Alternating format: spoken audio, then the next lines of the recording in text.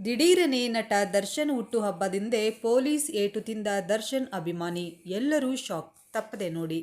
ದರ್ಶನ್ ಅಭಿಮಾನಿ ನವೀನ್ಗೆ ಪೊಲೀಸರಿಂದ ಕಪಾಳ ಮೋಕ್ಷ ನಡೆದ ಘಟನೆ ನಂತರ ಪೊಲೀಸರಿಂದ ಏಟು ತಿಂದ ದರ್ಶನ್ ಅಭಿಮಾನಿ ನ್ಯೂಸ್18 ಜೊತೆ ಮಾತನಾಡಿದ್ದಾರೆ. ನಾನು ದರ್ಶನ್ ಸರ್ ಅಭಿಮಾನಿ, ಚಾಮರಾಜಪೇಟೆ ನಿವಾಸಿ, ಕಳೆದ 6 ವರ್ಷಗಳಿಂದ RR ನಗರದಲ್ಲಿ ವಾಸವಿದ್ದೇನೆ ಎಂದಿದ್ದಾರೆ. ನಾವು ದರ್ಶನ್ ಅವರ ಮನೆ ಬಳಿ ಪೂಜೆ ಮಾಡೋಕೆ ಬಿಡಿ ಅಂತ ಕೇಳಿದೆ. ಸಿಂಗಲ್ ಸ್ಟಾರ್ ಒಬ್ಬರು ಏಕಾಏಕಿ ಕಪಾಳಕ್ಕೆ ಹೊಡೆದರು. ನಾನು ಅವರ ಕೆಲಸಕ್ಕೆ ಸಮಸ್ಯೆ ಮಾಡಿದರೆ ಸುತ್ತಮುತ್ತ CCTV ಚೆಕ್ ಮಾಡಿ ಅಂತ ಹೇಳಿದ್ದಾರೆ.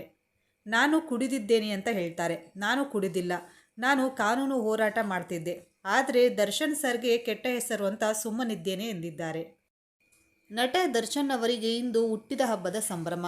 ನಟ ಜೈಲಿನಲ್ಲಿ ಬರ್ತ್ಡೇ ಕಳೆಯುವ ಹಾಗಾಗಿದೆ. ಆದರೆ ಅವರ ಅಭಿಮಾನಿಗಳು ನೆಚ್ಚಿನ ನಟನ ಬರ್ತ್ಡೇಯನ್ನು ಖುಷಿಯಾಗಿ ಆಚರಿಸುತ್ತಿದ್ದಾರೆ.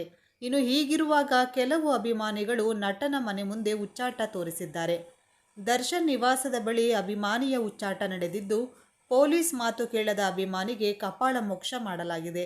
ದರ್ಶನ್ ಮನೆ ಬಳಿ ಹೋಗಲೇಬೇಕು ಎಂದು ಕಿರಿಕಿರಿ ಮಾಡ್ತಿದ್ದ ಅಭಿಮಾನಿಯ ಮಿತಿ ಮೀರಿದ ವರ್ತನೆಗೆ ದರ್ಶನ್ ಅಭಿಮಾನಿಗೆ ಪೊಲೀಸರಿಂದ ಕಪಾಳ ಮೋಕ್ಷವಾಗಿದೆ. ಕುಡಿದು ಬಂದು ದರ್ಶನ್ ಮನೆ ಬಳಿ ಹೋಗಬೇಕು ಅಂತ ಕೂಗಾಡ್ತಿದ್ದ ದರ್ಶನ್ ಅಭಿಮಾನಿಯ ವರ್ತನೆಗೆ ಪೊಲೀಸರು ರೋಸಿ ಹೋಗಿದ್ದಾರೆ. ಅವರು ರೇಣುಕಾಸ್ವಾಮಿ ಕೊಲೆ ಆರೋಪದ ಮೇಲೆ ಪರಪ್ಪನ ಅಗ್ರಹಾರ ಜೈಲಿನಲ್ಲಿದ್ದಾರೆ.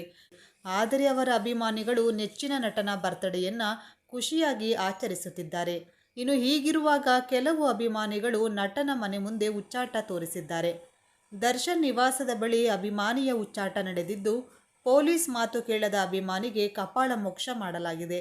ದರ್ಶನ್ ಮನೆ ಬಳಿ ಹೋಗಲೇಬೇಕು ಎಂದು ಕಿರಿಕಿರಿ ಮಾಡ್ತಿದ್ದ ಅಭಿಮಾನಿಯ ಮಿತಿ ಮೀರಿದ ವರ್ತನೆಗೆ ದರ್ಶನ್ ಅಭಿಮಾನಿಗೆ ಪೊಲೀಸರಿಂದ ಕಪಾಳ ಮೋಕ್ಷವಾಗಿದೆ.